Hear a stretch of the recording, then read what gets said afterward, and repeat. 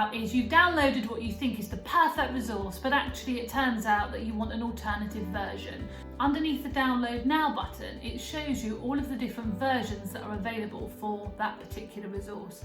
But it might be that you require something completely different. So we recently had a request from a member who downloaded our Twinkl Home Ed sticker sheet, and they wanted a sticker sheet that just had one of each of the types of sticker on it.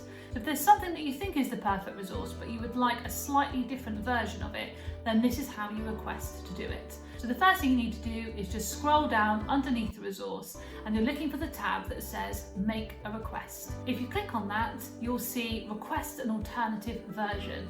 Once you've clicked on that, it will then open up a new window which will tell you all of the alternative versions there are of that resource, just in case you've missed it.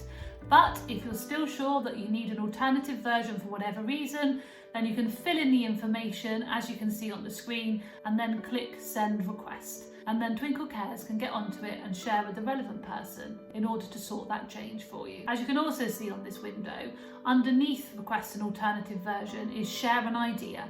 If you have an idea for an amazing Twinkl resource that you think would benefit the whole community, you can click on this link and again fill in the information. It also offers you the opportunity to share a resource that you've seen on the Twinkl website that's similar to the idea that you have in mind. And this gives our content writers an idea of the resource that you have in mind.